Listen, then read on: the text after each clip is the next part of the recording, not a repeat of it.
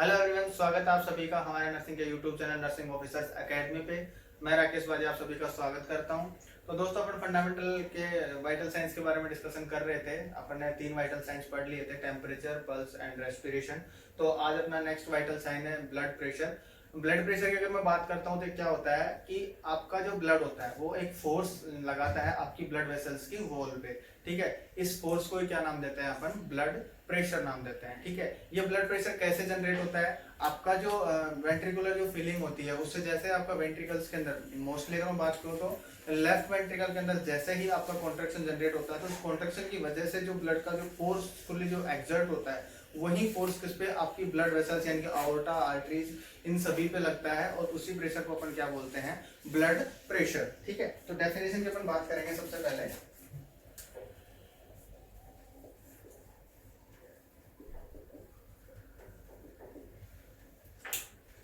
Blood pressure is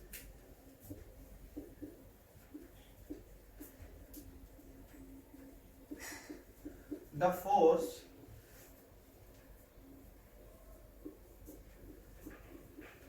exerted by blood on the wall of blood vessels। ठीक है, आपकी जो ब्लड वेसल्स है उनकी वॉल पे जो प्रेशर एक्सर्ट करता है आपका ब्लड, उसी को क्या बोलते हैं अपन? ब्लड प्रेशर बोलते हैं। Due to ventricular contraction, due to ventricular contraction. अब अगर मैं बात करता हूं तो वेंट्रिकल के कॉन्ट्रैक्शन और रिलैक्सेशन दो प्रोसेस होते हैं। ठीक है, आपके अगर कार्डियक साइकिल के बारे में जैसे आपको शिव सर पढ़ा रहे हैं तो उसमें आप देखेंगे कि कार्डियक साइकिल में आपका एक डायस्टोल होता है, एक सिस्टोल होता है। ठीक है, तो उसी के अकॉर्डिंग आपके बीपी भी यहाँ पे कितने टाइप के हो जाएंगे? 2 टाइप के। एक आपका सिस्टोलिक बीपी हो जाता है, एक आपका डायस्टोलिक बीपी हो जाता है। अगर मैं सिस्टोल की बात करूं तो सिस्टोल यानी कि कॉन्ट्रैक्शन। ड्यूरिंग कॉन्ट्रैक्शन आपके वेंट्रिकल के कॉन्ट्रैक्शन के दौरान जो बीपी, आपकी ब्लड वेसल्स के अंदर जो आपका प्रेशर रहता है उसको तो अपन क्या नाम देते हैं? सिस्टोलिक ब्लड प्रेशर नाम देते हैं। और डायस्टोलिक ब्लड प्रेशर की अगर मैं बात करता हूं तो ड्यूरिंग डायस्टोल यानी ड्यूरिंग रिलैक्सेशन की फेज के दौरान आपकी जो ब्लड वेसल्स के अंदर जो फोर्स एक्सर्ट करता है आपका ब्लड, उसको क्या नाम देते हैं अपन? Diastolic blood pressure. ठीक है, तो यहाँ पे कितने टाइप का हो गया? 2 टाइप्स के। Types of blood pressure, types of blood pressure. Types की अगर मैं बात करता हूं तो पहला जो आपका टाइप हो गया वो हो गया सिस्टोलिक ब्लड प्रेशर। पहला हो गया आपका systolic blood pressure. Systolic blood pressure की अगर मैं बात करता हूं तो मैंने बताया था आपको कि during systole, during systole pressure of blood in blood vessels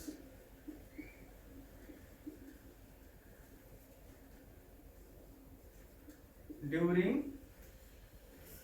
ventricular systole या फिर contraction.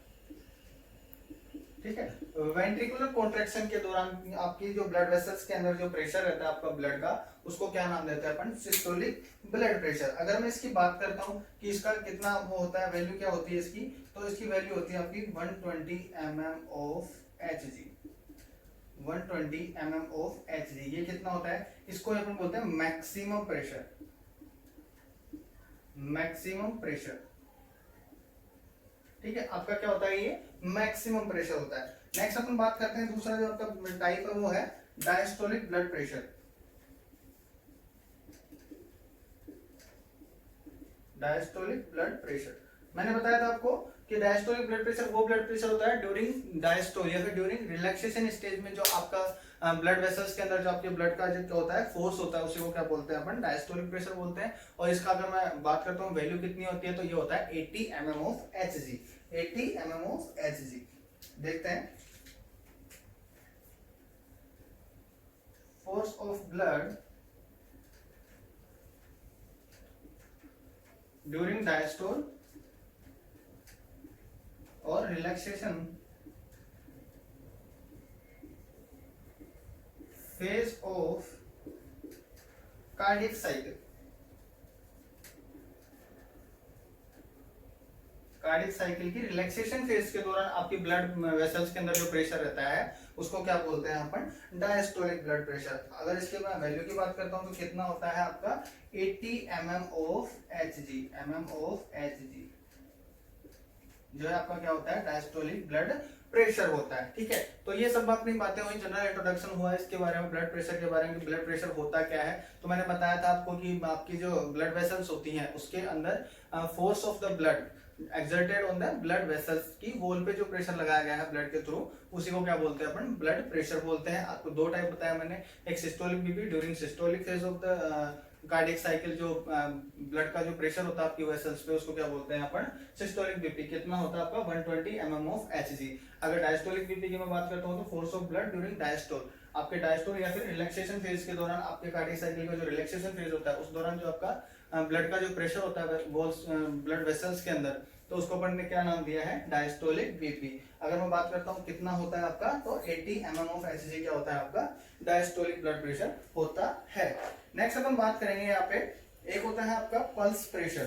Pulse pressure, pulse pressure की अगर मैं बात करता हूँ तो ये क्या होता है, सिस्टोलिक और डायस्टोलिक जो ब्लड होता है, ब्लड प्रेशर जो होता है उसका डिफरेंस क्या होता है, पल्स प्रेशर होता है। सिस्टोलिक और डायस्टोलिक ब्लड प्रेशर का डिफरेंस, तो ये कितना होगा, 40 mm ऑफ Hg। सिस्टोलिक में से माइनस कर देंगे अपन किसको, डायस्टोलिक ब्लड प्रेशर को। तो नेक्स्ट अपना है pulse pressure.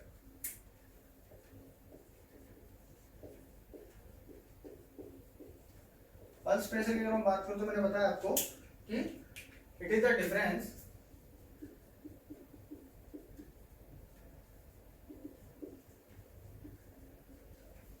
Between systolic blood pressure and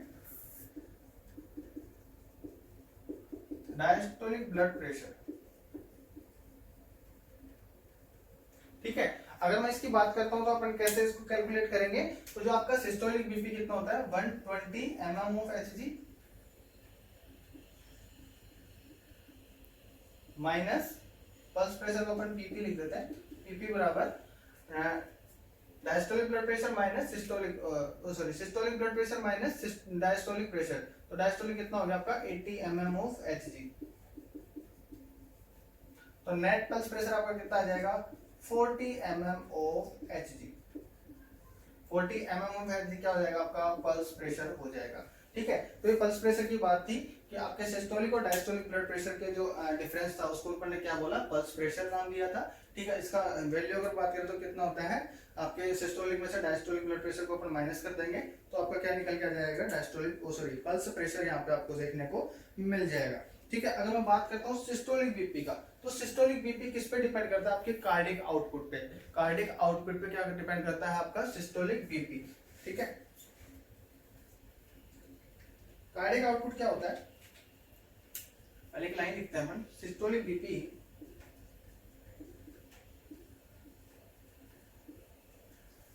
depends on cardiac output. आपके कार्डियक आउटपुट पे डिपेंड करता है कौन, आपका सिस्टोलिक बीपी। कार्डियक आउटपुट की अगर मैं बात करता हूं, इसका एक फॉर्मूला होता है, कार्डियक आउटपुट बराबर heart rate multiply by stroke volume. ठीक है, heart rate multiply by stroke volume. Previous class में मैंने डिस्कस किया था कि स्ट्रोक वॉल्यूम क्या होता है, हार्ट रेट क्या होता है। हार्ट रेट तो क्या होती है, ईच मिनट के अंदर आपके कंप्लीट कार्डियक साइकिल्स कितने हो रहे हैं। ठीक है, आपके कार्डियक साइकिल्स कितने कंप्लीट हो रहे हैं, या फिर इनकी एक मिनट के अंदर आपका जो हार्ट बीट कितना हो रहा है। ठीक है, तो उसको तो अपने क्या नाम दिया था, heart rate. And stroke volume की अगर मैं बात करूं तो ईच कॉन्ट्रैक्शन में, ईच कॉन्ट्रैक्शन के अंदर आपका ब्लड कितना इजेक्ट हो रहा है इन द अओर्टा। अओर्टा के अंदर इजेक्ट होने वाले ब्लड के अमाउंट को अपन ने क्या नाम दिया था, स्ट्रोक वॉल्यूम। ठीक है, तो अपन बात करते हैं हार्ट रेट कितना होता है, नॉर्मल हार्ट रेट होता है आपका 72। ठीक है, इसको मल्टीप्लाई करेंगे अपन स्ट्रोक वॉल्यूम, स्ट्रोक वॉल्यूम होता है आपका 70 ml। ठीक है, अगर इसकी मैं बात करूं तो अप्रोक्सीमेट कितना आपका 5 लीटर क्या आएगा, कार्डियक आउटपुट आएगा। कार्डियक आउटपुट कितना निकल के आएगा, अराउंड 5 लीटर कार्डियक आउटपुट आएगा। जितना ज्यादा कार्डियक आउटपुट होगा आपका ब्लड प्रेशर उतना ही ज्यादा होगा, क्योंकि इजेक्ट होने वाला ब्लड ही क्या कर रहा है, आपकी ब्लड वेसल्स की वॉल पे प्रेशर डाल रहा है। अगर स्ट्रोक वॉल्यूम ज्यादा होगा, ठीक है। स्ट्रोक वॉल्यूम ज्यादा होगा यानी कि यहाँ पे 80 ml होगा तो जो ब्लड का प्रेशर है वो भी ज्यादा बढ़ेगा, क्योंकि वहां पे अमाउंट ऑफ ब्लड क्या हो रहा है, इंक्रीज हो रहा है। तो उस कंडीशन में आपका क्या होगा, सिस्टोलिक बीपी भी क्या होगा, ज्यादा देखने को मिलेगा। ठीक है। नेक्स्ट अपन बात करेंगे नॉर्मल ब्लड प्रेशर कितना होता है अलग अलग एज ग्रुप के अंदर। Normal blood pressure in different age groups. ठीक है। Normal blood pressure in different age groups. अगर डिफरेंट एज ग्रुप्स के अंदर मैं बात करता हूं, ठीक है, तो आपका नॉर्मल ब्लड प्रेशर सबसे पहले अपन बात करेंगे न्यू बोर्न के लिए। न्यू बोर्न के लिए अपन बात करेंगे, सबसे पहले अपन बात करेंगे न्यू बोर्न के लिए। इसके अगर मैं बात करूं तो 80 टू 90 mm ऑफ Hg आपका क्या रहेगा, सिस्टोलिक ब्लड प्रेशर रहेगा। और डायस्टोलिक अगर मैं बात करता हूं तो आपका 40 टू 50 mm ऑफ Hg क्या रहने वाला है, डायस्टोलिक ब्लड प्रेशर रहने वाला है नॉर्मली। किसके अंदर, न्यू बोर्न या फिर नियोनेट के अंदर। न्यूबॉर्न या न्यूनेट के अंदर अगर नॉर्मल रेंज की मैं बात करूं तो कितना होगा आपका, सिस्टोलिक कितना रहेगा 80 to 90 mm of Hg and diastolic कितना रहेगा आपका 40 to 50 mm of Hg। Next अगर हम बात करते हैं इन्फेंट के लिए। इन्फेंट के लिए अगर मैं बात करूं तो आपका होता है 90 mm ऑफ Hg क्या रहेगा आपका, सिस्टोलिक ब्लड प्रेशर रहेगा एंड 56 mm ऑफ Hg क्या रहेगा अप्रोक्सीमेट आपका डायस्टोलिक ब्लड प्रेशर यहाँ पे रहने वाला है। ठीक है। इस बारे में क्वेश्चन आपको पूछा हुआ है कि इन्फेंट का नॉर्मल ब्लड प्रेशर कितना होता है, तो याद रखना आपको 90 mm ऑफ Hg तो आपका क्या रहेगा यहाँ पे सिस्टोलिक ब्लड प्रेशर रहेगा एंड डायस्टोलिक ब्लड प्रेशर कितना रहेगा 56 mm ऑफ Hg। नेक्स्ट अपन बात करेंगे एडल्ट के लिए। एडल्ट की अगर मैं बात करता हूं तो आपका मैंने बताया था 120/80 mm ऑफ Hg क्या रहने वाला है यहाँ पे, mm ऑफ Hg जो रहने वाला आपका ब्लड प्रेशर रहने वाला है। ये किसके लिए, आपके एडल्ट के लिए आपका ब्लड प्रेशर रहने वाला है। नेक्स्ट अगर मैं बात करता हूं प्री हाइपरटेंसिव स्टेज किसको बोलेंगे, नेक्स्ट अपना है प्री हाइपरटेंसिव। प्री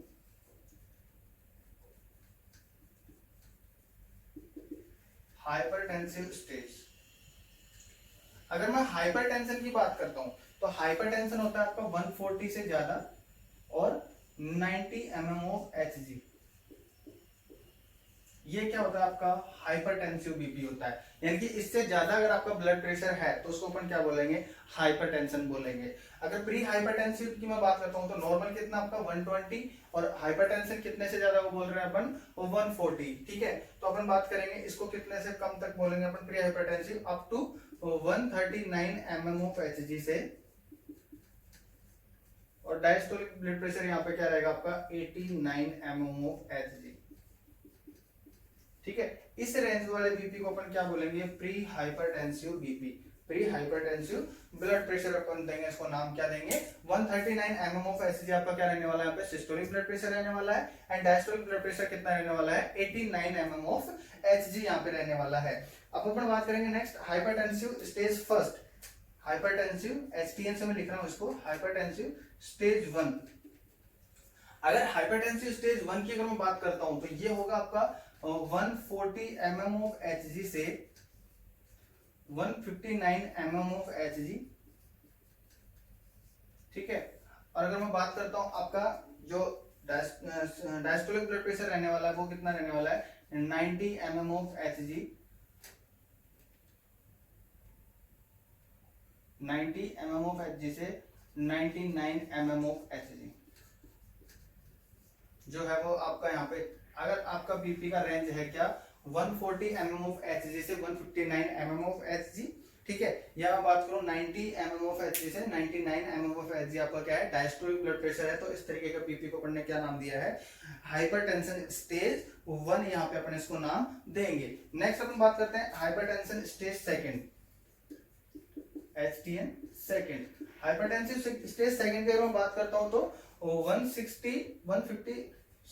160 से आपका 179 mm ऑफ Hg तो क्या रहेगा यहाँ पे सिस्टोलिक ब्लड प्रेशर रहने वाला है। ठीक है। और अगर मैं बात करता हूं तो 100 से 109 mm ऑफ Hg क्या रहने वाला है यहाँ पे डायस्टोलिक ब्लड प्रेशर आपका रहने वाला है। इसको अपन देंगे हाइपरटेंसिव स्टेज 2।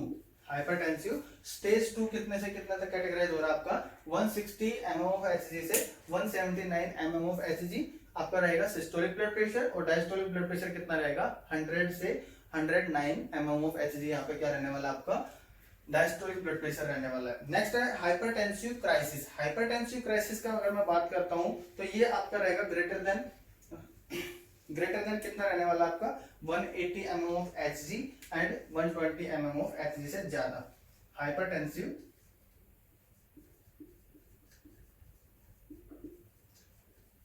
क्राइसिस, क्राइसिस का मतलब क्या हो गया अनकंट्रोल्ड ब्लड प्रेशर। ठीक है, अगर मैं इसकी बात करता हूं तो यहाँ पे ब्लड प्रेशर रहेगा आपका कितना 180 से अबोव mm ऑफ Hg क्या रहेगा आपका सिस्टोलिक ब्लड प्रेशर रहेगा, और डायस्टोलिक की अगर मैं बात करता हूं तो कितना रहेगा 120 mm ऑफ Hg। ठीक है, अगर आपका ब्लड प्रेशर इतना आपको मिल रहा है इसका मतलब आपकी कैटेगरी कौन सी आ रही है हाइपरटेंसिव क्राइसिस। हाइपरटेंसिव क्राइसिस की अगर मैं ड्रग ऑफ चॉइस की यहाँ पे बात करता हूँ, drug of choice for hypertensive crisis is sodium nitrochloride. Sodium nitrochloride drug of choice क्या है इसके हाइपरटेंसिव क्राइसिस की सोडियम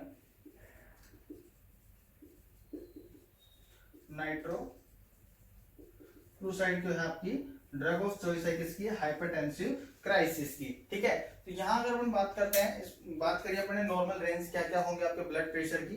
ठीक है, तो सबसे पहले अपने बात करें न्यूबॉर्न के लिए तो आपका कितना रहने वाला है 80 टू 90 mm ऑफ Hg क्या रहेगा आपका सिस्टोलिक ब्लड प्रेशर रहेगा, डायस्टोलिक कितना रहेगा 40 to 50 mm of Hg। Infant के लिए अगर मैं बात करता हूँ तो 90 mm ऑफ Hg क्या रहने वाला सिस्टोलिक, एंड डायस्टोलिक कितना रहने वाला है 56 mm ऑफ Hg। यहाँ पे आपको ब्लड प्रेशर देखने को मिलेगा। एडल्ट के लिए अगर मैं बात करता हूँ तो 120/80 mm ऑफ Hg यहाँ पे रहने वाला है। प्री हाइपरटेंसिव स्टेज की बात करी थी, यानी कि हाइपरटेंशन से जस्ट पहले की स्टेज क्या रहेगी जहां पे आपका ब्लड प्रेशर कितना रहेगा 139 mm ऑफ Hg तक रहेगा, और अगर डायस्टोलिक ब्लड प्रेशर की बात करता हूं तो मैं 89 mm ऑफ Hg यहाँ पे रहने वाला है। ठीक है, नेक्स्ट अपन बात करते हैं स्टेज 1 में तो कितना रहने वाला है 140 टू 159 तो क्या रहने वाला आपका सिस्टोलिक ब्लड प्रेशर रहने वाला है, और 90 टू 99 mm ऑफ Hg क्या रहने वाला है डायस्टोलिक ब्लड प्रेशर रहने वाला है। स्टेज 2 की अगर मैं बात करता हूं तो यहाँ पे कितना था आपका 160 से 179 mm ऑफ Hg आपका क्या रहने वाला है सिस्टोलिक ब्लड प्रेशर, और डायस्टोलिक ब्लड प्रेशर कितना रहेगा 100 से 109 mm of Hg।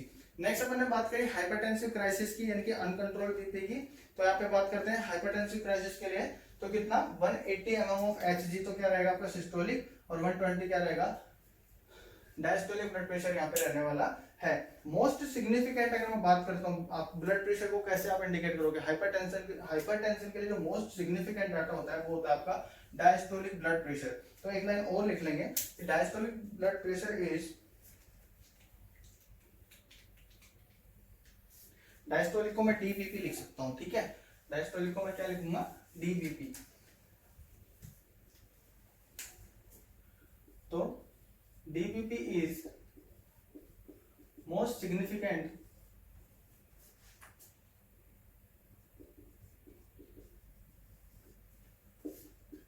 data to assess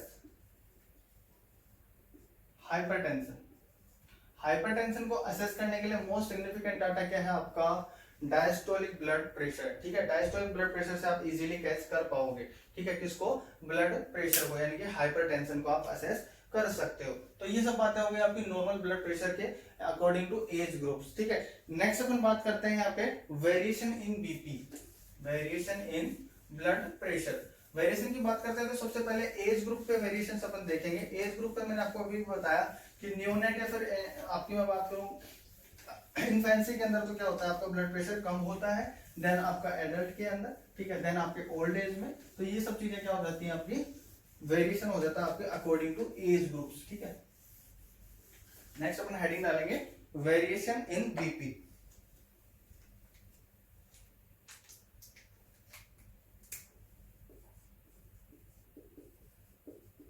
variation in BP सबसे पहले अपन बात करेंगे अकॉर्डिंग टू एज। एज की मैं बात करता हूं तो सबसे ज्यादा जो ब्लड प्रेशर देखने को मिलेगा वो मिलेगा आपके ओल्ड एज के अंदर। ओल्ड एज के अंदर सबसे ज्यादा ब्लड प्रेशर देखने को मिलेगा। इसके पीछे मैं रीजन देता हूं आपको।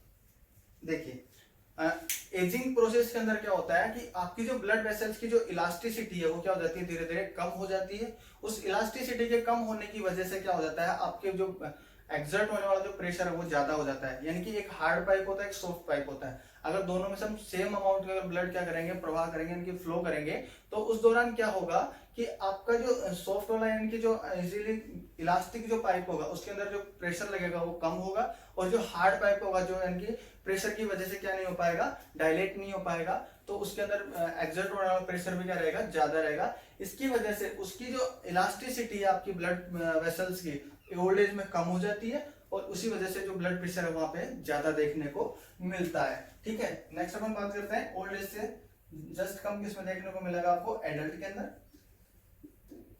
देन एडोलसेंस, या फिर मैं बात करूं इन्फेंट, देन नियोनेट। ये बात हो गई आपकी according to age group. Next अपन बात करते हैं जेंडर पे। नेक्स्ट अपन बात करेंगे जेंडर पे। ठीक है, जेंडर पे अगर मैं बात करता हूं तो बिफोर प्यूबर्टी, आफ्टर प्यूबर्टी यहाँ पे अपन देखेंगे। ठीक है, तो बिफोर प्यूबर्टी की बात करूं तो मैं क्या होगा आपके,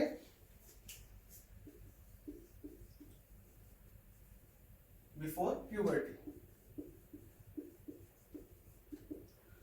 बिफोर प्यूबर्टी की बात करते हैं तो जो आपके बॉयज होते हैं उसके अंदर ब्लड प्रेशर ज्यादा रहेगा, किसके वजह से, किसके बजाय, गर्ल्स की वजह। अगर मैं बात करता हूं इन एडल्ट, एट एडल्ट या फिर एट प्यूबर्टी,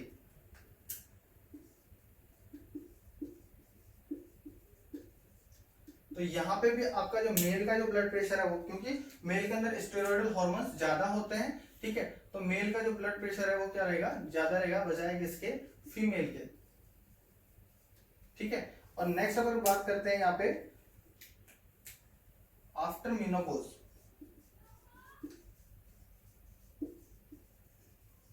आफ्टर मेनोपॉज अगर मैं बात करता हूं तो जो फीमेल का ब्लड प्रेशर है वो ज्यादा जाता है, किसके बजाय, मेल के। ठीक है, फीमेल का ब्लड प्रेशर ज्यादा होता है किससे, मेल से। ठीक है, तो ये अपन ने बात करी जेंडर पे, according to puberty, according to menopause. ठीक है, बिफोर प्यूबर्टी किसमें ब्लड प्रेशर ज्यादा देखने को मिलेगा, बॉयज के अंदर। ठीक है, और अगर मैं बात करता हूँ आफ्टर मेनोपॉज तो फीमेल्स के अंदर ब्लड प्रेशर ज्यादा देखने को मिलेगा। अगर मैं बॉडी वेट की बात करता हूँ या फिर पोस्चर की बात करता हूँ, पोस्चर की पहले अपन बात करते हैं तो पोस्चर में वही रहेगा आपका, मैंने जैसे आपको पल्स जब पढ़ाई थी मैंने आपको बताया था कि स्टैंडिंग पोजीशन में आपकी पल्स सबसे ज्यादा रहेंगी। ठीक है, और मैंने यहाँ पे भी मैंने आपको बताया कि आपका सिस्टोलिक बीपी किस पे डिपेंड कर रहा है, कार्डिक आउटपुट पे। और कार्डिक आउटपुट का मतलब क्या था कि मल्टीप्लाई था किसका, आपके हार्ट रेट का और स्ट्रोक वॉल्यूम का। ठीक है, तो पोस्चर की अगर मैं बात करता हूँ तो स्टैंडिंग पोस्चर में सबसे ज्यादा बीपी होगा, देन सिटिंग में, एंड सबसे कम बीपी होगा लाई डाउन। ठीक है, तो ये था बात होगी आपकी पोस्चर के अकॉर्डिंग। तो नेक्स्ट अगर अपन बात करते हैं वेरिएशंस ऑफ बीपी में, तो आपका वेट के अकॉर्डिंग, वेट के अकॉर्डिंग में बात करता हूं तो आपके जो ओवरवेट पर्सन्स होते हैं उनके अंदर ब्लड प्रेशर ज्यादा देखने को मिलता है देन नॉर्मल वेट पर्सन्स के। और अगर अपन बात करते हैं सबसे कम बीपी का, अगर मैं बात करता हूं तो किसके अंदर, जो थिन पर्सन्स होते हैं, फिर अंडरवेट जो पर्सन्स होते हैं उनका बीपी सबसे कम देखने को मिलेगा। रीजन मैं आपको बताऊंगा। ठीक है, ओवरवेट, देन आपका नॉर्मल वेट, और सबसे कम किसमें देखने को मिलेगा, अंडरवेट पर्सन में। अंडरवेट पर्सन के अंदर बीपी सबसे कम देखने को मिलेगा क्योंकि उनकी मेटाबॉलिक रेट ही कम होगी। ठीक है, अगर हम बात करते हैं ओवरवेट के अंदर ब्लड प्रेशर ज्यादा क्यों मिलेगा, क्योंकि इनके अंदर क्या होता है, फैट का डिपोजिशन होना स्टार्ट हो जाता है आपकी ब्लड वेसल्स के अंदर, जिसकी वजह से क्या होता है, आपकी जो ब्लड वेसल्स होती है वो क्या हो जाती है, नैरो हो जाती है, उनकी ल्यूमेन थोड़ी कम हो जाती है, जिसकी वजह से वहां लगने वाला जो ब्लड का जो प्रेशर है वो ज्यादा हो जाता है। और इसी वजह से जो ओवरवेट पर्सन होते हैं उनके अंदर ब्लड प्रेशर स्लाइटली ज्यादा देखने को मिलेगा नॉर्मल वेट पर्सन से। ठीक है, और इनका जो मेटाबॉलिक रेट है वो भी कुछ ज्यादा देखने को मिलेगा। नेक्स्ट अपन बात करते हैं during exercise blood pressure, during exercise. अगर मैं ड्यूरिंग एक्सरसाइज की बात करता हूँ तो एक्सरसाइज के दौरान भी आपका ब्लड प्रेशर स्लाइटली क्या हो जाता है, ज्यादा हो जाता है। इसके पीछे रीजन क्या है कि आप एक्सरसाइज के लिए आपकी जो मसल्स है वो काम करेंगी, मसल्स के कम करने के लिए आपकी एनर्जी की रिक्वायरमेंट बढ़ेगी। वो एनर्जी की रिक्वायरमेंट कहाँ से पूरी होगी, आपकी मेटाबॉलिक रिएक्शंस के थ्रू। उन मेटाबॉलिक रिएक्शंस के लिए यूज होने वाला ऑक्सीजन और न्यूट्रिएंट्स कौन पहुंचाएगा, आपका ब्लड। ब्लड क्या है, फ्लूइड कनेक्टिव टिश्यू है, फ्लूइड ट्रांसपोर्टेशन भी इसका फंक्शन है, ठीक है। तो इस वजह से आपका जो कार्डियक आउटपुट है वो बढ़ जाएगा। कार्डियक आउटपुट अगर बढ़ेगा तो मैंने आपको बताया था आपका सिस्टोलिक ब्लड प्रेशर किस पे डिपेंड करता है, कार्डियक आउटपुट पे। तो during exercise increase blood pressure, आपका ब्लड प्रेशर क्या है वो बढ़ जाएगा, ठीक है, ड्यूरिंग एक्सरसाइज। नेक्स्ट अपन बात करते हैं मेजरमेंट ऑफ बीपी या फिर असेसमेंट ऑफ बीपी। नेक्स्ट अपन बात करेंगे assessment of BP. Assessment of BP, assessment of BP की अगर मैं बात करता हूं तो असेसमेंट ऑफ बीपी दो टाइप से होता है, एक पाल्पेशन मेथड होता है, एक होता है आपका ऑस्कल्टेशन मेथड। पाल्पेशन की अगर मैं बात करता हूं तो पाल्पेशन में आप क्या करते हो, अपने फिंगर से पाल्पेट करते हो। इसके थ्रू आप सिर्फ और सिर्फ अपना कैसा एसबीपी यानी कि सिस्टोलिक ब्लड प्रेशर आप क्या कर सकते हो, मेजर कर सकते हो। दूसरा मेथड आपका ऑस्कल्टेशन। ऑस्कल्टेशन मेथड के थ्रू आप क्या करते हो, कोरस्कोप साउंड्स जो करते हो, ऑस्कल्टेट करते हो, सुनते हो, और इसके थ्रू आप अपना सिस्टोलिक और डायस्टोलिक दोनों ब्लड प्रेशर क्या कर सकते हो, मेजर कर सकते हो, ठीक है। तो अपन बात करते हैं यहाँ पे बाय पाल्पेशन मेथड। तो पाल्पेशन मेथड से अपन ओनली एसबीपी क्या कर सकते हैं, असेस कर सकते हैं। नेक्स्ट आपका बाय ऑस्कल्टेशन। अगर हम ऑस्कल्टेशन की बात कर रहा था तो मैं बताया आपको एसबीपी एंड डीबीपी दोनों आप क्या कर सकते हो, असेस कर सकते हो। यहाँ पे कौन से साउंड सुनते हैं अपन, कोरस्कोप साउंड, वो मैं आपको आगे लिखा दूंगा। नेक्स्ट अपन बात करते हैं मेजरमेंट।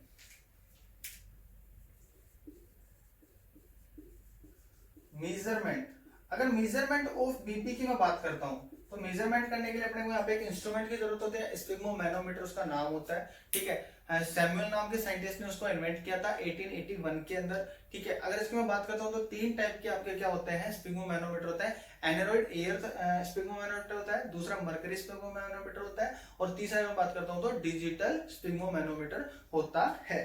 तो किसके थ्रू होता है, सबसे पहले इक्विपमेंट का नाम क्या है, स्पिग्मोमैनोमीटर।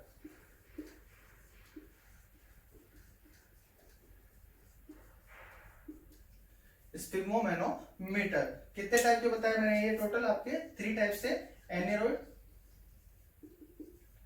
एयर स्पिग्मोमैनोमीटर, दूसरा आपका डिजिटल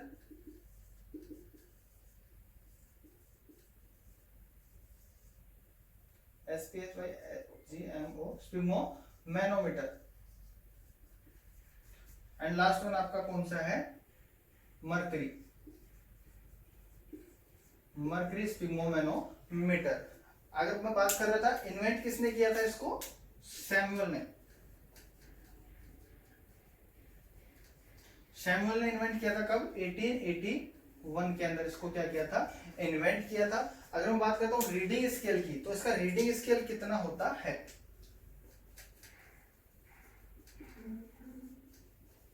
रीडिंग स्केल की अगर बात करता हूं तो 0 से आपका 300 mm ऑफ Hg क्या होता है, रीडिंग स्केल होता है किसका, मर्करी स्पिग्मोमैनोमीटर का, ठीक है। मर्करी स्पिग्मोमैनोमीटर का रीडिंग स्केल कितना होता है, 0 to 300 mm ऑफ Hg क्या होता है इसका रीडिंग स्केल होता है, ठीक है। तो ये बात हो गई कि असेसमेंट तो कैसे कर सकते हैं अपन, पाल्पेशन से या फिर ऑस्कल्टेशन। ऑस्कल्टेशन के लिए अपन क्या यूज करेंगे यहाँ पे, आपका स्टेथोस्कोप यूज करेंगे।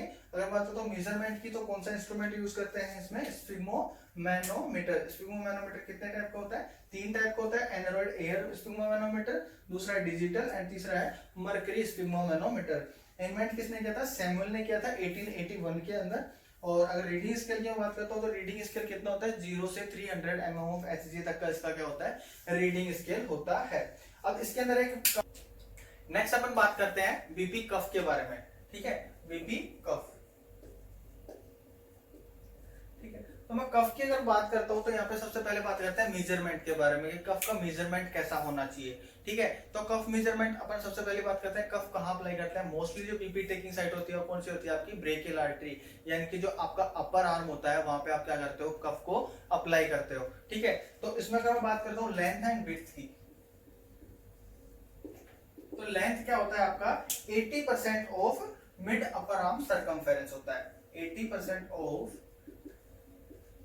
Mid upper arm circumference. ठीक है, नेक्स्ट अगर बात करता हूं विड्थ की, तो विड्थ कितना होता है 40% of mid upper arm circumference. ठीक है, तो इस तरीके से अपन मेजर कर लेते हैं कि 80% तो क्या होता है आपका लेंथ होता है और 40% क्या होता है मिड अपर आर्म सर्कमफेरेंस का आपका विड्थ होता है। ठीक है, तो आपका जो कफ होता है बीपी कफ कितना आपकी जो अपर आर्म होता है उसको 2/3 कवर करके रहना चाहिए। कितना कवर किया होना चाहिए 2/3। ठीक है, बीपी कफ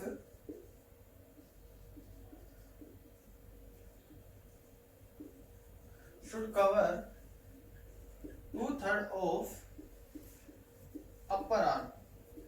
अपर आर्म को कितना 2/3 पार्ट को क्या करना चाहिए कवर करना चाहिए आपका कफ। नेक्स्ट अगर मैं बात करता हूँ एडल्ट के लिए जो यूज होता है, एडल्ट के लिए जो यूज होता है कफ, उसका अगर मैं बात करता हूँ नॉर्मल मेजरमेंट का, तो उसकी विड्थ तो होती है कितनी 13 सेंटीमीटर और लेंथ कितनी होती है आपकी 60 सेंटीमीटर क्या होती है लेंथ होती है। आपका एग्जाम में पूछा हुआ क्वेश्चन है कि एडल्ट के लिए यूज होने वाले कफ का मेजरमेंट क्या होता है, तो उसकी विड्थ कितनी होती है 13 सेंटीमीटर और लेंथ की मैं बात करता हूँ तो कितनी होती है 60 सेंटीमीटर उसकी लेंथ होती है। नेक्स्ट अपन बात करते हैं कुछ की पॉइंट्स के बारे में। ठीक है, की पॉइंट्स की मैं बात करता हूँ तो सबसे पहले जो की पॉइंट आएगा,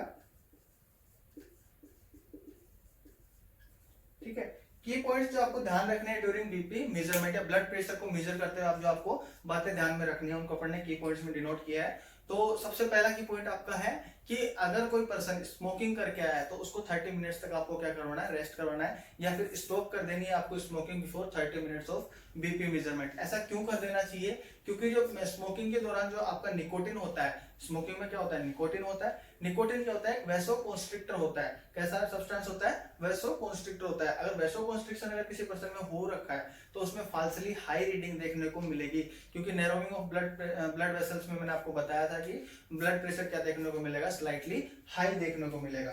तो avoid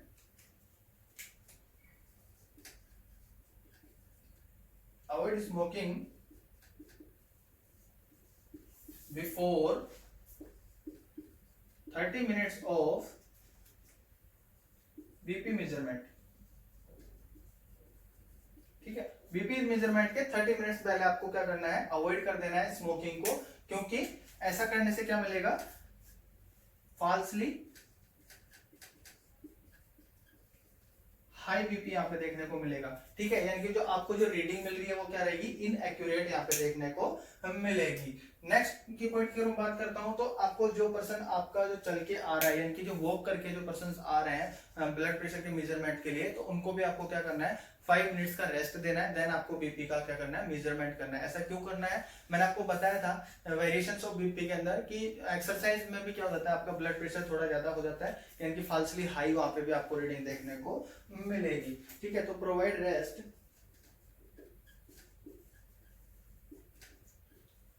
for 5 minutes to the patient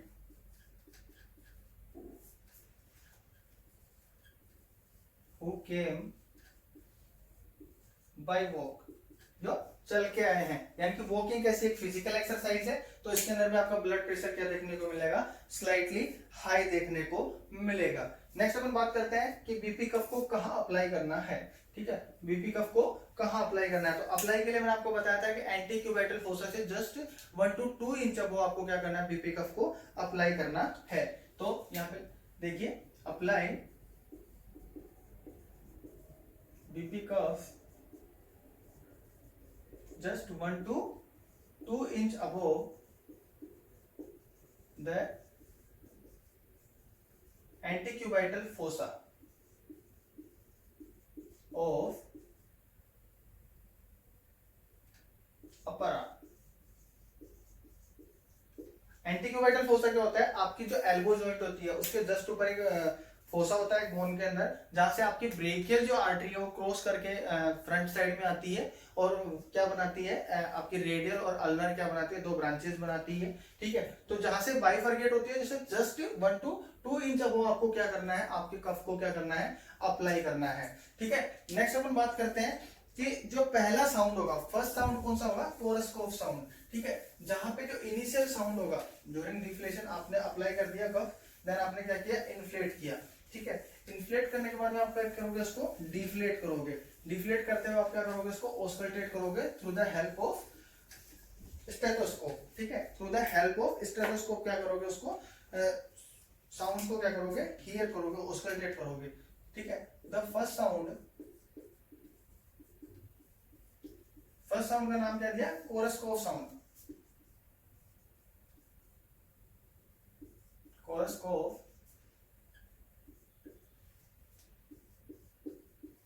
sound denotes systolic BP, ठीक है।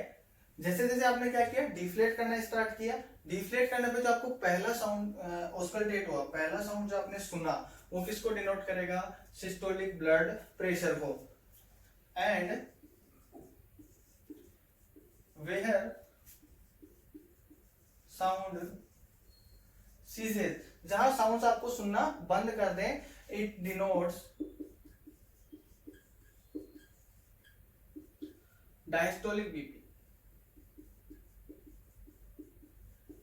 डायस्टोलिक बीपी, ठीक है। जैसे ही आपको साउंड्स क्या करना, सीज हो जाए आपके साउंड्स, तो उस कंडीशन को अपन कौन सा बीपी नाम देते हैं, डायस्टोलिक बीपी उसको अपन बोलते हैं। अगर मैं बात करता हूं कफ डिफ्लेशन रेट क्या होती है, कफ डिफ्लेशन रेट, तो ये कितनी होनी चाहिए, 2 to 3 mm of Hg पर सेकेंड, ठीक है। आप जो कफ को डिफ्लेट करोगे, यानी कि इन्फ्लेट करने के बाद जो डिफ्लेट करोगे, तो डिफ्लेशन रेट कितनी होनी चाहिए, 2 to 3 mm of Hg पर सेकेंड तक आपकी क्या होनी चाहिए, डिफ्लेशन रेट होनी चाहिए कफ की, ठीक है। इसके अलावा मैं बात करता हूं कि जो आपके हैंड्स होते हैं वो कहां पे, हार्ट लेवल पे होने चाहिए। Place the hands at heart level, ठीक है। हार्ट लेवल पे आपको क्या करना है, अपने हैंड्स को प्लेस करना है। सेकंड अगर मैं बात करता हूं, आपका जो मेजरमेंट जो आप कैलकुलेट करोगे वो क्या होना चाहिए, आई लेवल मेजरमेंट आपको क्या करना है, चेक करना है, ठीक है। Check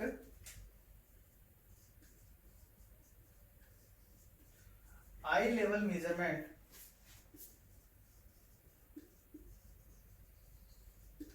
to prevent false reading. False reading से बचने के लिए आपको क्या करना है, आई लेवल मेजरमेंट क्या करना है, वहां पे चेक करना है। नेक्स्ट अगर मैं बात करता हूं, तो बीपी कफ को अप्लाई करने से पहले अपने को उसको कंप्लीटली क्या कर देना है, डिफ्लेट कर देना है, ताकि उसमें कोई भी जीरो एरर ना हो, ठीक है। तो to prevent zero error, deflate the cough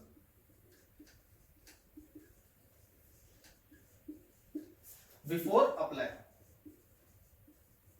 apply करने से पहले आपको कफ को क्या कर लेना है, कंप्लीटली डिफ्लेट कर लेना है, किससे बचने के लिए, जीरो एरर से बचने के लिए, ठीक है। नेक्स्ट अगर मैं बात करता हूं कि आपके जो लेग के अंदर जो बीपी आप रिकॉर्ड करोगे वो ज्यादा मिलेगा देन आपके हैंड्स में से, ठीक है। कितना ज्यादा मिलेगा, 20 to 30 mm of Hg क्या मिलेगा, ज्यादा मिलेगा। BP in leg is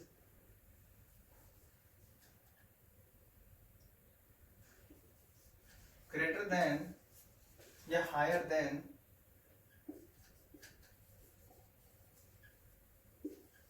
BP in hand, और ये कितना मिलेगा, 20 to 30 mm of Hg का आपको क्या देखने को मिलेगा, डिफरेंस देखने को मिलेगा। कितना इसके अंदर हाई रहेगा, आपके लेग के अंदर जो रिकॉर्ड किया हुआ बीपी है वो क्या देखने को मिलेगा, अपने को ज्यादा देखने को मिलेगा। नेक्स्ट अगर मैं बात करता हूं कि एबनॉर्मल रीडिंग्स क्या क्या हो सकती हैं, कफ को अप्लाई करने की वजह से, या फिर आप जो बीपी रिकॉर्ड कर रहे हो उस दौरान की हुई मिस्टेक्स से आपको क्या क्या एबनॉर्मल रीडिंग्स वहां पे देखने को मिल सकती है, ठीक है। तो अगर कफ, इफ कफ, ठीक है, नैरो है,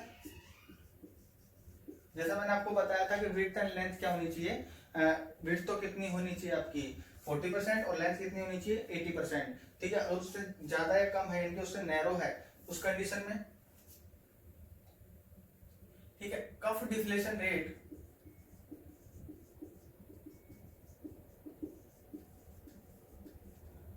less than 2 to 3 mm of Hg। अगर ये कंडीशन है, अगर आपने लेग क्रॉस करके बैठा हुआ है, लेग क्रॉस करके अगर आप उसमें बैठे हुए हैं, या फिर आपका जो कफ है वो कैसा है, लूज है, लूज कफ, ठीक है, लूज कफ की कंडीशन में, या फिर मैं बात करता हूं below hurt, below hurt,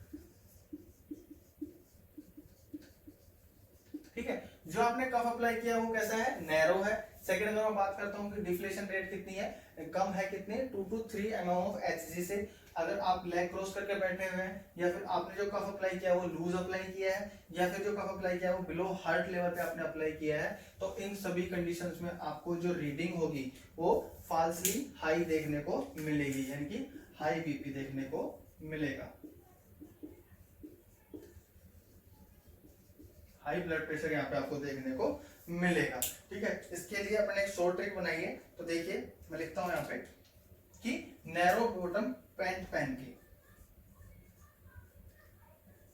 narrow bottom pant पहनकर स्लोली स्लोली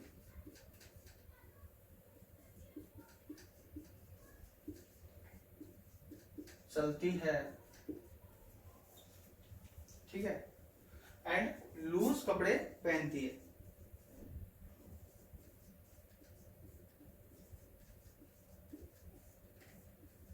लूज कपड़े पहनती है, लेग क्रॉस करके बैठती है,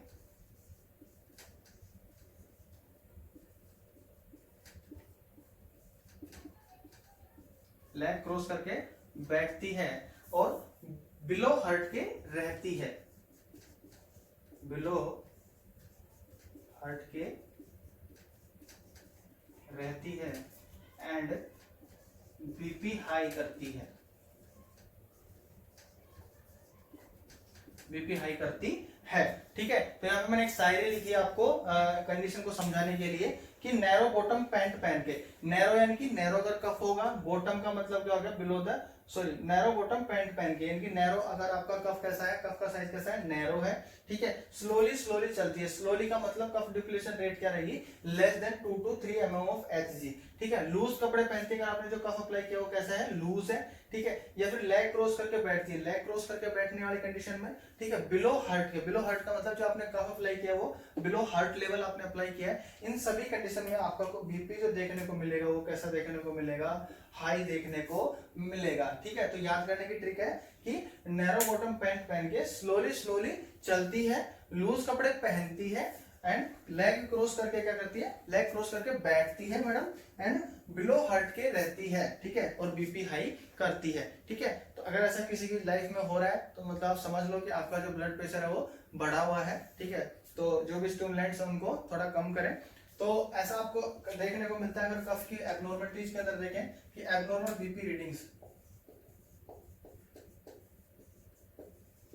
एब्नॉर्मल बीपी रीडिंग्स, ठीक है, तो नैरो कफ होगा या कफ की डिफ्लेशन रेट कम हो, या फिर लेग क्रॉस करके बैठे हो, या फिर कफ लूज हो, या फिर बिलो हार्ट के अगर आपने कफ अप्लाई किया है, इन सभी कंडीशन में जो आपको ब्लड प्रेशर मिलने वाला है वो कैसा मिलने वाला है, फाल्सली हाई देखने को मिलने वाला है। इसके अलावा अगर मैं बात करता हूं इसके जस्ट अपोजिट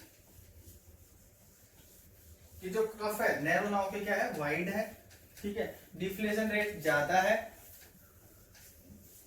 ठीक है, कफ क्या है, वाइड है, दूसरी कंडीशन क्या है, वाइड कफ,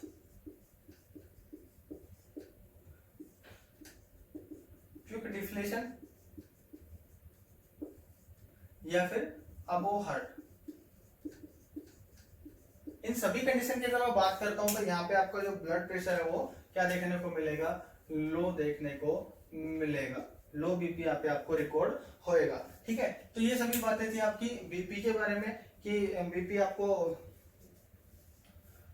कितना कितना देखने को मिलेगा, किस किस कंडीशन में कितना देखने को मिलेगा। और कफ के बारे में अगर बात करें तो कफ की साइज क्या रहेगी, एडल्ट के लिए कफ साइज की अपन ने बात करी।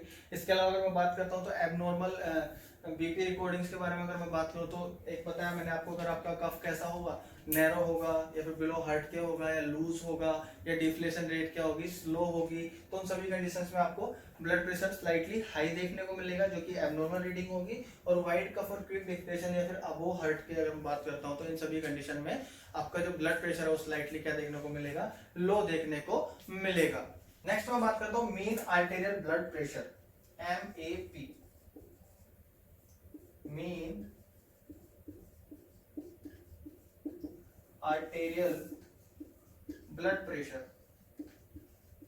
ये ऐसा प्रेशर है जो आपकी सिस्टोलिक और डायस्टोलिक फेज के दौरान यानी कि दोनों के बीच में अगर मैं बात करता हूँ एक एवरेज प्रेशर है जो कि आपकी ब्लड वेसल्स के अंदर हमेशा मेंटेन रहता है। आपकी ब्लड वेसल्स के अंदर हमेशा मेंटेन रहने वाला ब्लड प्रेशर, आर्टेरियल जो लाइंस होती हैं, जो आपकी आर्टरीज जो होती हैं उसके अंदर हमेशा बना रहने वाला प्रेशर क्या होता है, मैप होता है मीन आर्टेरियल ब्लड प्रेशर। इसको कैलकुलेट करने का भी तरीका होता है। ठीक है, एक फॉर्मूला होता है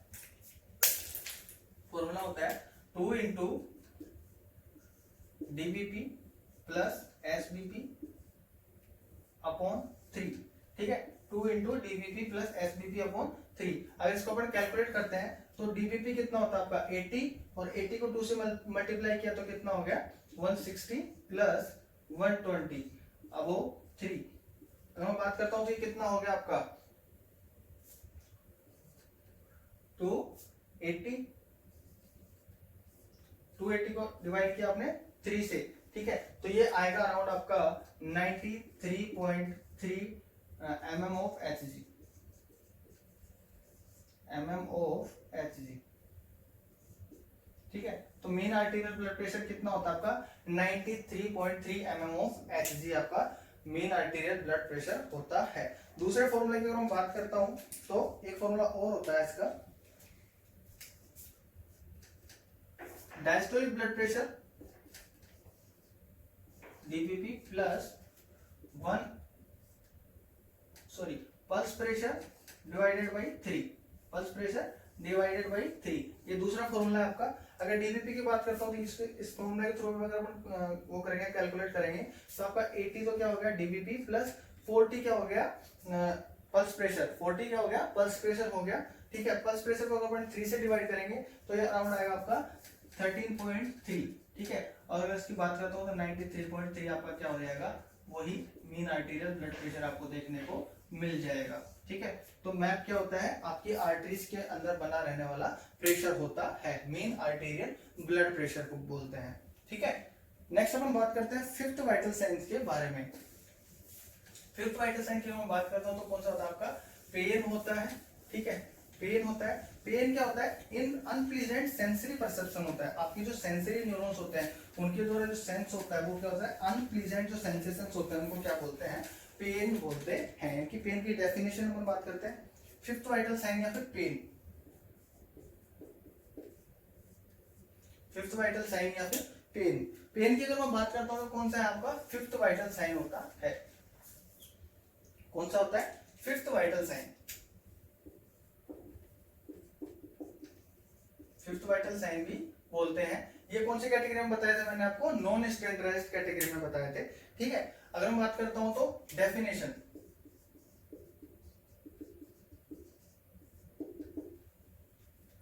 तो पेन क्या होता है, पेन इज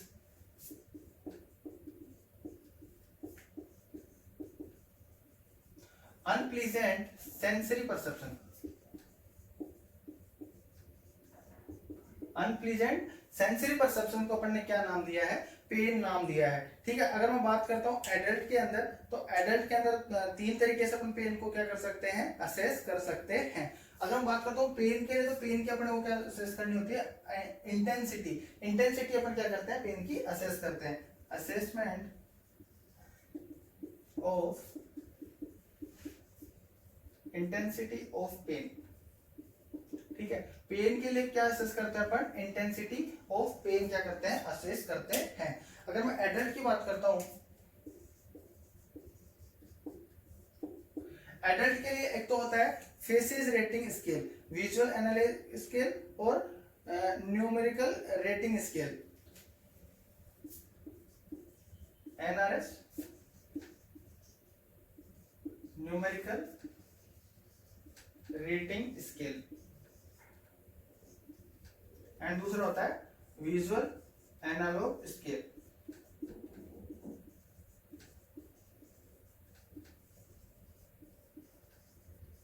ठीक है, विजुअल एनालॉग स्केल। अगर मैं बात करता हूं, ठीक है, देखिए एनआरएस की अगर मैं बात करता हूँ, न्यूमेरिकल रेटिंग सिस्टम की, तो इसके अंदर क्या होता है, पेन को रेट किया जाता है। ठीक है, जो 10 होगा वो क्या होगा, रोस्ट पेन होगा, यानी कि असहनीय जो दर्द होगा उसको कितना नंबर दिया आपने, 10 दिया। ठीक है, और इसके अलावा मैं बात करता हूँ, धीरे धीरे जैसे जैसे कम आएगा, जीरो के उसकी तरफ इंडिकेट करेगा नो पेन को। ठीक है, और विजुअल एनालॉग स्केल की अगर मैं बात करता हूँ, तो इसके अंदर क्या बना दिए जाते हैं, इमोजीज बना दिए जाते हैं। जैसे कि अगर मैं एक इमोजी बनाऊं कि अगर आपको पेशेंट का कंडीशन ये है, ठीक है, तो इसका मतलब स्माइल कर रहा है, नो पेन है। ठीक है, अगर मैं बात करता हूँ कि उसको स्लाइटली पेन है, ठीक है, अगर ऐसा आपका है तो उसको माइल्ड पेन में इंडिकेट करेंगे। अगर उसका फेस कैसा है, ऐसा कुछ है, तो उसको किस में इंडिकेट करेंगे, मॉडरेट के अंदर। और अगर जो पेन है वो ऐसा कुछ है, उसकी आंखों में से भी क्या गिर रहे हैं, आंसू गिर रहे हैं, यानी कि इनटॉलरेबल पेन है, यानी कि रोस्ट पेन है। ठीक है, तो इस तरीके से विजुअल एनालॉग स्केल के अंदर क्या बना दिए जाते हैं, इमोजीज यानी कि फेस बना दिए जाते हैं, स्टाइल बना दी जाती है, और उसके थ्रू आपको क्या करना होता है, असेस करना होता है। इसके अलावा एक होता है behavioural pain scale, behavioural pain scale. Behavioural pain scale भी आपके एडल्ट के लिए पेन की इंटेंसिटी को असेस करने के लिए यूज किया जाता है। ठीक है, इसके अलावा मैं बात करता हूँ चिल्ड्रंस के लिए। चिल्ड्रन के लिए अगर मैं बात करूं, तो चिल्ड्रन में भी आपके दो तो वही रहेंगे, विजुअल एनालॉग स्केल और न्यूमेरिकल रेटिंग स्केल, दोनों सेम रहेंगे। ठीक है, लेकिन यहाँ पे एक हो जाएगा Wong baker faces rating scale children के लिए। तो यहाँ पे जो स्केल यूज होता है, एक तो आपका वही वैस हो गया, visual analogue scale,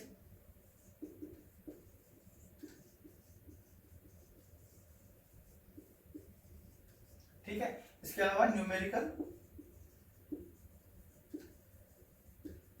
rating scale and Wong baker faces rating scale. ठीक है, ये मोस्ट कॉमनली या मोस्ट सिग्निफिकेंटली यूज होने वाला होता है Wong baker faces rating scale. ठीक है, जो चिल्ड्रंस के लिए मोस्ट कॉमनली यूज किया जाता है। अगर फर्स्ट प्रायोरिटी अगर पूछा आपके कि चिल्ड्रन की पेन की इंटेंसिटी को असेस करने के लिए कौन सा स्केल यूज किया जाएगा, तो आपका फर्स्ट प्रायोरिटी क्या रहेगा, Wong baker faces rating scale. First priority पे क्या रहेगा, Wong baker faces rating scale. ठीक है, इसके अलावा न्यूमेरिकल रेटिंग स्केल की अगर मैं बात करता हूँ, न्यूमेरिकल रेटिंग स्केल की अगर मैं बात करता हूँ, तो यहाँ पे 0 से 10 क्या होंगी, आपकी नंबरिंग होगी। एनआरएस की बात कर लेते हैं एक बार अपन।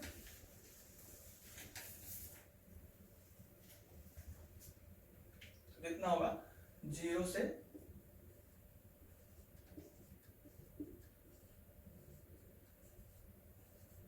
10 तक का इसमें क्या होगा, रेटिंग होगी।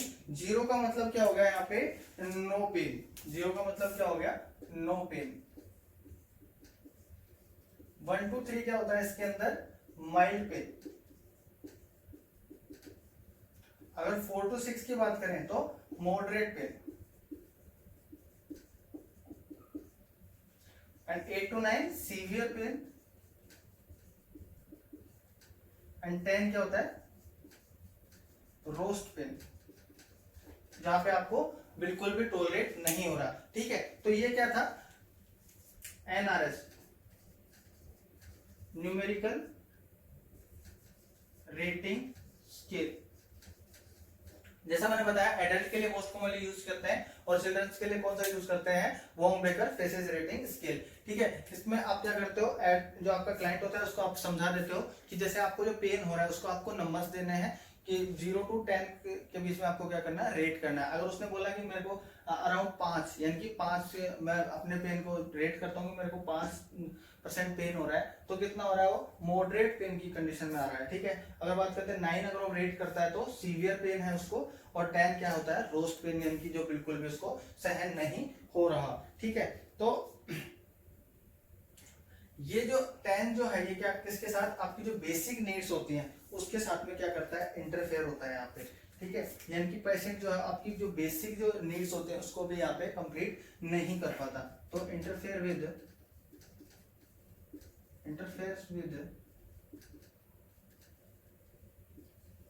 बेसिक नीड्स, बेसिक नीड्स के साथ भी यहाँ पे इंटरफेरेंस स्टार्ट हो जाता है, ठीक है। तो ये था पेन के बारे में कि पेन क्या होता है। तो सबसे पहले पेन की अपने डेफिनेशन देखिए, पहले तो फिफ्थ वाइटल साइन होता है आपका पेन, ठीक है। और आपका जो अनप्लीजेंट जो सेंसरी परसेप्शंस होते हैं उनको क्या कहते हैं, अपन पेन कहते हैं। यहाँ पे पेन को मेजर करने के स्केल्स मैंने बताए। एडल्ट के लिए मैंने बताया कि VAS जो आपको मैंने बताया कि विजुअल एनालॉग स्केल, जिसके अंदर आप इमोजीज बना देते हो, ठीक है। उसके अकॉर्डिंग आप सेलेक्ट करते हो कि पेशेंट का जो फेस है उसका कैसा आपको इमोजी से मैच कर रहा है, ठीक है। उसके अकॉर्डिंग आप क्या करते हो, पेन की इंटेंसिटी को मार्क करते हो।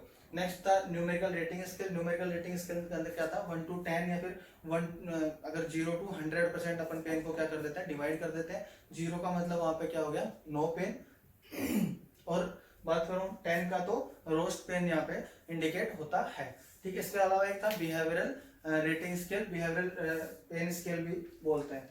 नेक्स्ट आपका कि चिल्ड्रन के लिए यूज होने वाला जो मोस्ट कॉमनली जो असेसर जो सिग्निफिकेंट है वो है Wong Baker faces rating scale. इसके अलावा आपका विजुअल एनालॉग और न्यूमेरिकल रेटिंग स्केल भी यहाँ पे यूज हो सकता है। नेक्स्ट अपन बात करेंगे सिक्स्थ वाइटल साइन है आपका SpO2। सिक्स्थ वाइटल साइन क्या होता है आपका SpO2, saturation of oxygen. Saturation of oxygen की अगर बात करता हूँ तो कितना परसेंट ऑक्सीजन, कितना परसेंट आरबीसी आपका ऑक्सीजन के साथ क्या है, बाइंड है, उसी कंडीशन को अपन क्या नाम देते हैं, सैचुरेशन, ठीक है। SpO2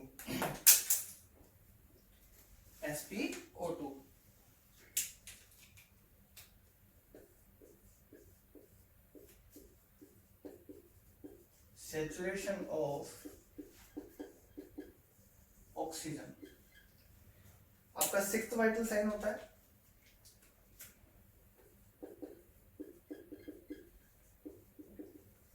सिक्स्थ वाइटल साइन इसको बोलते हैं। तो मैंने बताया कि क्या होता है कि कितना परसेंट आरबीसी किसके साथ बाइंड है, आपके ऑक्सीजन के मॉलिक्यूल से क्या हो रखी है, बाइंड हो रखी है, उसी परसेंटेज को अपन क्या करते हैं, परसेंटेज ऑफ सैचुरेशन बोलते हैं, ठीक है। तो percentage of RBCs which attached with oxygen, ठीक है। ऑक्सीजन से अटैच्ड परसेंटेज ऑफ आरबीसी को अपन क्या बोलते हैं, सैचुरेशन ऑफ ऑक्सीजन बोलते हैं। नॉर्मल अगर मैं बात करता हूं तो 96 टू क्या होता है, 100 होता है। नॉर्मल कितना होता है आपका, 96 टू 100% क्या होता है आपका SpO2 होता है। अगर मैं बात करता हूँ मेजरमेंट की तो किसके थ्रू मेजर होता है, पल्स ऑक्सीमीटर, ठीक है। पल्स ऑक्सीमीटर क्या करते हैं, इसको मेजर करने के लिए यूज होने वाला इंस्ट्रूमेंट होता है पल्स ऑक्सीमीटर, ठीक है। इस पल्स ऑक्सीमीटर की अगर मैं बात करता हूं कि किस प्रिंसिपल पे काम करता है, तो ये फोटो ऑक्सीमीटर पे काम करता है। फोटो ऑक्सीमीटर पे क्या करता है, वर्क करता है। प्रिंसिपल क्या होता है, फोटो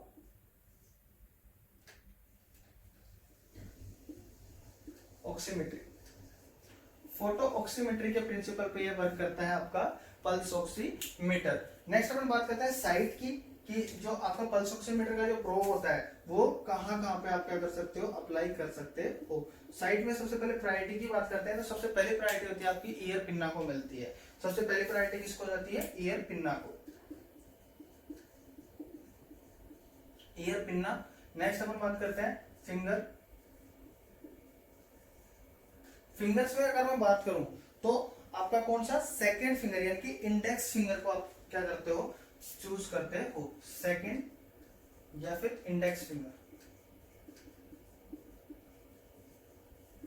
ठीक है। इसके अलावा आप कहां पे अप्लाई कर सकते हो, थंब पे भी क्या कर सकते हो, अप्लाई कर सकते हो। ठीक है। थंब पे भी आप क्या कर सकते हो, पल्स ऑक्सीमीटर प्रोब को क्या कर सकते हो, अप्लाई कर सकते हो।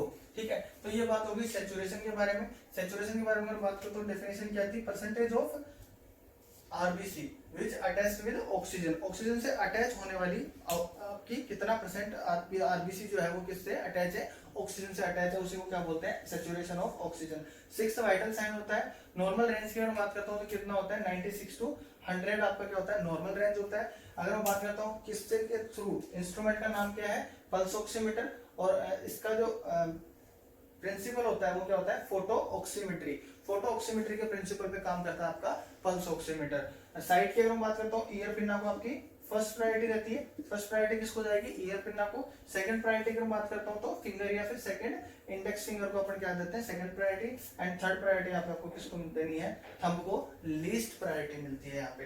ठीक है, तो इसी के साथ में आपका वाइटल साइन जो खत्म होता है। ठीक है, होपफुली गाइस आप सभी को समझ में आया होगा। अगर आपको प्लीज हमारी क्लासेस अच्छी लगी तो प्लीज हमारे चैनल को लाइक करें, सब्सक्राइब करें और अपने फ्रेंड्स के साथ शेयर करें। ठीक है, थैंक यू सो मच।